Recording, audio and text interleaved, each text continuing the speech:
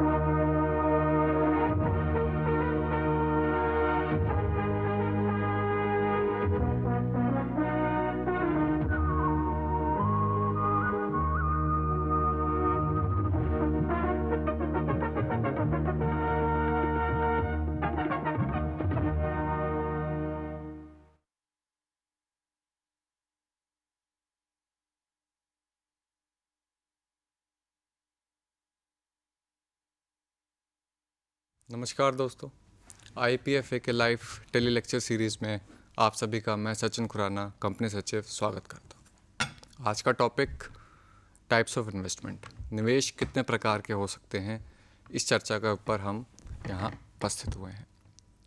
इस चर्चा से पहले निवेश क्या है और निवेशक कौन है ये समझना बहुत ज़रूरी है। निवेश क्या है? निवेश एक ऐसा प्रोसेस है, एक ऐसा टर्मिनोलॉजी है जिसके तहत आप एक अपने पूंजी को इन्वेस्ट करके मुनाफा कमा सकते हैं। इसके लिए एक निवेशक की ज़रूरत है। हम बात करेंगे कि निवेशक कौन है। निवेशक आप, मैं या कोई संस्थान भी हो सकती है जो अपने स्पेयर अमाउंट को, स्पेयर पैसे को किसी अच्छी जगह निवेश करके, इन्वेस्ट करके मुनाफा कमाना चाहती है, कमा सकती है। तो आइए इस चर्चा को आगे बढ़ाएं और टाइप्स ऑफ इन्वेस्टमेंट्स के ऊपर हम डिस्कशन करें।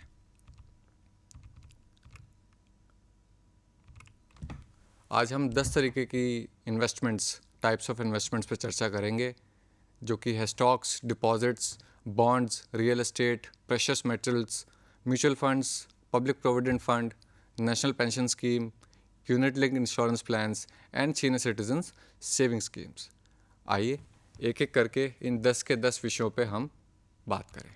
सबसे पहला हम बात करेंगे आज स्टॉक की। स्टॉक एक ऐसा निवेश का माध्यम है जो कि इक्विटी इन्वेस्टमेंट प्रोवाइड करता है। एक आम इंसान अपनी दिनचर्या से कुछ पैसा बचा के मार्केट के अंदर निवेश करना सोचता है कि वो एक अच्छा एप्रिसिएशन, एक कैपिटल एप्रिसिएशन कमा पाएगा, अपनी पूंजी में वृद्धि कर पाएगा, और उस वजह से वो अलग अलग कंपनीज़ के अंदर स्टॉक एक्सचेंज के ऊपर अपना डीमैट अकाउंट खुलवा के निवेश करने की कोशिश करता है।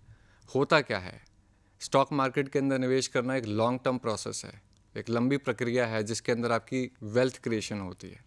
वेल्थ क्रिएशन के साथ साथ आपको गुड रिटर्न्स भी मिलते हैं जिसके अंदर ज़्यादा रिस्क एपेटाइट है। आप जितना ज़्यादा रिस्क की भूख रखेंगे उतना ज़्यादा आपको रिटर्न्स के अंदर अच्छा ऑप्शन मिलेगा। इसके अंदर कॉन्टिन्यूस मॉनिटरिंग की ज़रूरत पड़ती है। ये चीज़ पॉसिबल नहीं है कि आप एक कंपनी के अंदर इन्वेस्ट करके छोड़ देंगे, भूल जाएंगे और वो अप्रिशिएट होता चला जाएगा। ऐसा नहीं है। आपको कॉन्टिन्यूस मॉनिटरिंग रखनी होगी, आपको उस कंपनी के फाइनेंशियल्स के ऊपर मॉनिटरिंग रखनी होगी। आपको ये देखना होगा कि वो कंपनी कितना अच्छा काम कर रही है, क्या उसके अंदर गवर्नमेंट के कुछ प्रोजेक्ट्स आए हैं, क्या उसके अंदर किसी और बड़ी फर्म ने निवेश किया है या नहीं किया है। ये सारी चीज़ें आपको कॉन्टिन्यूस मॉनिटरिंग के अंदर ध्यान देने लगेंगी। कैपिटल एप्रिसिएशन डिपेंड करता है कैपिटल वोलेटिलिटी पे। कितनी ज़्यादा रिस्की है मार्केट डाउन है, मार्केट बुल है, मार्केट बियर है, मार्केट अप है, ये सारी चीज़ें आपको ध्यान रखनी है। तब जाके आप एक अच्छा कैपिटल एप्रिसिएशन स्टॉक मार्केट के थ्रू कर पाएंगे। नेक्स्ट टॉपिक हम डिस्कस करेंगे डिपॉजिट। डिपॉजिट क्या है? एक आम इंसान बैंक डिपॉजिट्स ज़रूर रखता है अपने पास। सबसे सेफ़ और सबसे सिक्योर माध्यम माना जाता है एक अच्छी इन्वेस्टमेंट के लिए। आपके पास भी होंगे, हम सबके पास कहीं ना कहीं कभी ना कभी बैंक डिपॉजिट्स ज़रूर रहे हैं। बैंक डिपॉजिट्स हम एक नेशनलाइज, एक कमर्शलाइज बैंक से कर सकते हैं, नॉन बैंकिंग फाइनेंशियल कंपनीज से कर सकते हैं। एक बहुत ही अच्छा माध्यम है अपनी फंड्स को ग्रो करने का, अपने फंड्स को सेफ रखने का। लेकिन इसमें एक जोखिम भी है। वो जोखिम क्या है कि जिस बैंक के पास आप अपना डिपॉजिट रख रहे हैं, जो डिपॉजिट सर्टिफिकेट आपको उस बैंक ने इशू किया है एक फ़िक्स रेट ऑफ इंटरेस्ट के तहत, क्या वो बैंक फाइनेंशियली स्ट्रांग है? क्या ऐसा तो नहीं कि आपने किसी बैंक के पास अपना डिपॉजिट क्रिएट किया और वो बैंक फाइनेंशियली अनस्टेबल हो गया? क्या आपका पैसा डूबने के खतरा सिर्फ इसी पॉइंट पे रहता है कि आपकी बैंक की फाइनेंशियल स्टेबिलिटी कितनी है? तो इस पर्टिकुलर वेंचर के अंदर आपको अपना पैसा इन्वेस्ट करने से पहले बैंक के बारे में जानना ज़रूरी है। हालांकि बैंक आपको इंश्योरेंस प्रोवाइड करता है, लेकिन वो 5 लाख से ऊपर का इंश्योरेंस नहीं है। इसलिए आपको जब भी डिपॉजिट के अंदर निवेश करना है तो आप अलग अलग बैंक्स में छोटे छोटे अमाउंट्स की तरफ निवेश करें। किसी एक बैंक के अंदर ज़्यादा से ज़्यादा संपत्ति अपने निवेश ना करें, ताकि जो रिस्क है फाइनेंशियल फेलियर का बैंक का, वो कम हो सके। अगला टॉपिक है हमारा बॉन्ड। बॉन्ड एक डेट इंस्ट्रूमेंट है। आप एक तरीके से जो एक बॉन्ड इशूअर कंपनी है, चाहे वो बैंक है, चाहे वो गवर्नमेंट है, चाहे वो कोई और संस्थान है, आप उसको एक तरीके से अपना पैसा उधार दे रहे हैं, लेंड कर रहे हैं, जिसके एवज़ में आपको इंटरेस्ट मिलता है, फिक्स रेट ऑफ इंटरेस्ट मिलता है, जिसको हम कूपन रेट भी बोलते हैं। ये फिक्स रेट ऑफ इंटरेस्ट हर बैंक टू बैंक, हर संस्था तो संस्थान डिपेंड करता है कि वो कितना रेट ऑफ इंटरेस्ट आपको दे रही है। उस पर्टिकुलर बॉन्ड के ऊपर जैसे ही वो मैच्योर होता है एक पर्टिकुलर टाइम पीरियड के बाद, आपको प्रिंसिपल के साथ साथ, मूल राशि के साथ साथ इंटरेस्ट भी आपको वो इशू करती है। अगला है रियल एस्टेट, जो कि एक आम आदमी के लिए बहुत बड़ी चीज़ होती है कि वो अपना एक घर बना पाए, अपना एक कमर्शियल या रेजिडेंशियल प्रॉपर्टी एस्टैब्लिश कर पाए। तो एक बहुत ही अच्छा माध्यम है निवेश करने के लिए, जो कि आपको अलाउ करता है कि आप रेजिडेंशियल प्रॉपर्टी के अंदर भी इन्वेस्ट कर सकते हैं, आप कमर्शियल प्रॉपर्टी में भी इन्वेस्ट कर सकते हैं, आप उससे रेंटल इनकम भी जनरेट कर सकते हैं। आप एक समय पे इन्वेस्ट करके उसको कुछ समय के लिए अपने पास रख के, जैसे ही मार्केट ज़्यादा वॉलेटाइल होती है आप उसको बेच भी सकते हैं, आप और ज़्यादा मुनाफा कमा सकते हैं। लेकिन इस चीज़ के लिए आपको कैपिटल गेन का भी ध्यान रखना है। आपको आपकी इनिशियल इन्वेस्टमेंट के ऊपर सिग्निफिकेंट रिटर्न भी ये ऑप्शन प्रोवाइड करता है, चाहे वो कमर्शियल प्रॉपर्टी हो, चाहे वो कमर्शियल प्रॉपर्टी ना हो। आप रेजिडेंशियल के अंदर भी खरीद सकते हैं, आप प्लॉट्स भी खरीद सकते हैं, आप बने बनाए घर भी खरीद सकते हैं। लेकिन इन सारी बातों को आपको एक चीज़ का ध्यान रखना है कि वो जो भी प्रॉपर्टी आप खरीदें वो रेरा रजिस्टर्ड हो। आज की डेट में रेरा गवर्नमेंट का एक बहुत अच्छा कानून है, जो कि आपको खतरे से बचाता है, फ्रॉड से बचाता है, जो कि प्रॉपर्टीज़ के अंदर, रियल एस्टेट के अंदर बहुत ही कॉमन उसमें देखने को मिलते हैं। अगला जो कि बहुत ही इम्पॉर्टेंट है आज की डेट में, precious metals, gold, silver, platinum, इन सब के अंदर निवेश भी एक अच्छा माध्यम माना जाता है। सोना बहुत ही प्रचलित है इन तीनों चीज़ों में। एक आम आदमी के जीवन में सोना बहुत ज़्यादा इंपॉर्टेंस रखता है, चाहे वो बच्चों की शादी हो उसके लिए इकट्ठा करता हो, चाहे वो अपनी फ्यूचर सेव करने के लिए इकट्ठा करता हो। बहुत ही अच्छा माध्यम माना जाता है। लेकिन सोने में निवेश से ये मतलब नहीं है कि आप ऑर्नामेंट्स जाके खरीदेंगे, क्योंकि ऑर्नामेंट्स पे आपको मेकिंग चार्जेस पे करने पड़ते हैं, जिसका जब आप उसको बेचने जाएंगे तो आपको उसका रिवॉर्ड नहीं मिलेगा। निवेश सोने के अंदर या प्रेशियस मेटल में निवेश से हमारा मतलब है कि आप बुलियंस खरीदें, सिक्के खरीदें, या सरकार द्वारा लाए गए गोल्ड बॉन्ड्स में निवेश करें। आज की डेट में तो ई मोड में भी, इलेक्ट्रॉनिक मोड में भी गोल्ड परचेज़ किया जा सकता है, जो कि ऑनलाइन एक गोल्ड लॉकर के अंदर आपका इन्वेस्ट किया हुआ अमाउंट उतने ही अमाउंट का ग्राम्स के अंदर कन्वर्ट करके वो सोना डिजिटल लॉकर के अंदर सेफ रखते हैं। तो ये भी एक अच्छा रिसोर्स माना गया है इन्वेस्टमेंट के लिए। लेकिन सोने या चांदी में इन्वेस्टमेंट आपको बहुत देख के करनी पड़ती है। हालांकि हम अगर बीते वर्षों में देखें तो सोना ने हमेशा अप्रिशिएट ही किया है, उसका जो भाव है, उसका जो दाम है, वो कभी कम नहीं हुआ। पर एक चीज़ ध्यान रखने वाली है, कभी भी प्रेशियस मेटल में आप इन्वेस्ट करते हो, ये स्टॉक मार्केट के ऑपोजिट डायरेक्शन में चलता है। अगर स्टॉक मार्केट डाउन है तो इन्वेस्टर्स हमेशा सोने की तरफ भागते हैं, सोने में निवेश करना चाहते हैं। तो सोने का भाव हमेशा स्टॉक मार्केट के ऑपोजिट डायरेक्शन में काम करता है। आपको इस चीज़ का ध्यान रखना है कि which is the right time to invest in the precious metals. अगला, म्यूचुअल फंड। म्यूचुअल फंड भी कुछ नहीं, एक ऐसा संगठन है जो आपके फंड्स को कलेक्ट करके अलग अलग इन्वेस्टमेंट अपॉर्चुनिटीज़ के अंदर लगा देता है, चाहे वो गवर्नमेंट सिक्योरिटीज़ हों, चाहे वो नॉन गवर्नमेंट सिक्योरिटीज़ हों, चाहे वो स्टॉक मार्केट हो। म्यूचुअल फंड एग्रीगेटर आपका पैसा इकट्ठा करके अलग अलग डेट इंस्ट्रूमेंट्स में, इक्विटी इंस्ट्रूमेंट्स में लगा के कैपिटल को अप्रिशिएट करता है, आपकी मूल पूंजी को बढ़ाता है, आपको मुनाफा देता है, और वो मुनाफे के अंदर अपना छोटा सा कमीशन कट करके सारा पैसा आपके पास वापस आ जाता है जैसे ही आप म्यूचुअल फंड से पैसा अपना विड्रॉ करते हैं। बहुत ही अच्छा एक साधन माना जाता है। लेकिन म्यूचुअल फंड, फिर एक बार मैं दोहराऊंगा, ये मार्केट रिस्क के साथ साथ चलता है। अगर आपकी मार्केट डाउन है तो म्यूचुअल फंड की जो वृद्धि है वो स्थिर रहेगी या घट जाएगी। अगर मार्केट अप है तो म्यूचुअल फंड्स के रिटर्न्स में भी आपको वृद्धि देखने को मिलेगी।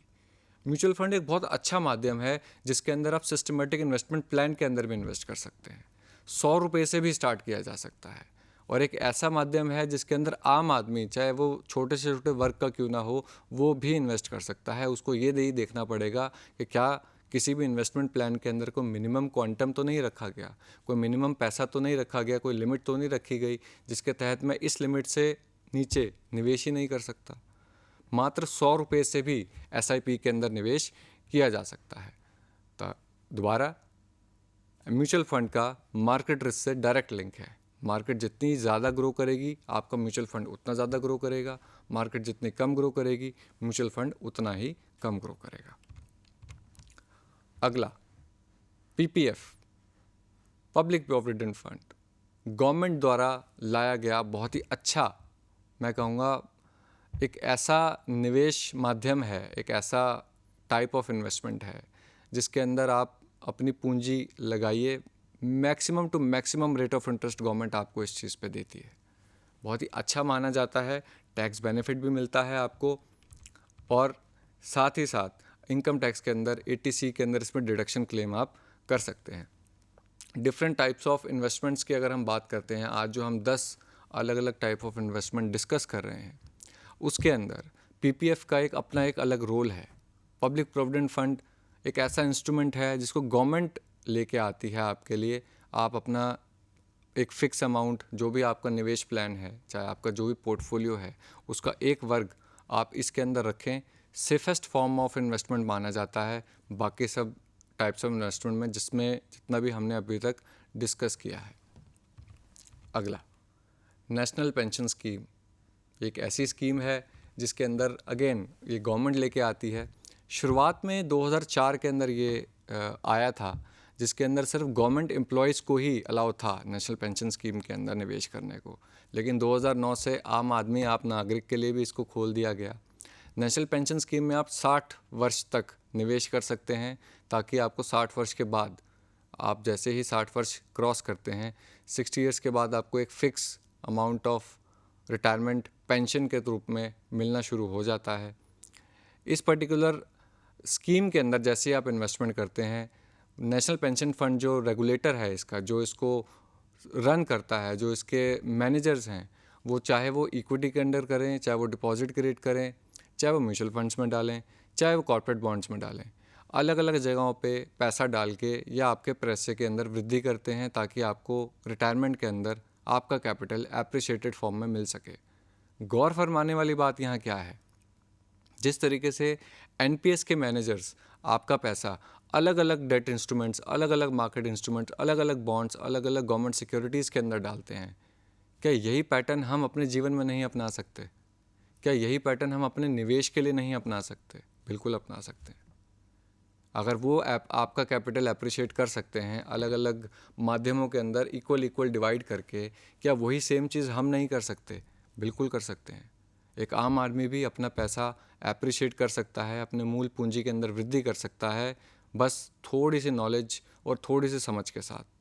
अदरवाइज़ क्या होगा, आप किसी से राय लेंगे, कोई राय आपको गलत दे रहा है, कोई राय आपको सही दे रहा है, लेकिन आपकी अपनी समझ बहुत ज़रूरी है, दूसरे की राय लेने से पहले, दूसरे की राय समझने से पहले। इसलिए ये इन्वेस्टर अवेयरनेस वीक चलाई गई है।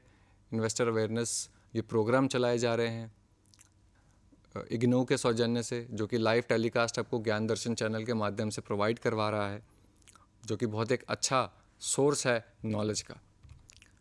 अगला हम बात करेंगे unit linked insurance plan, ULIP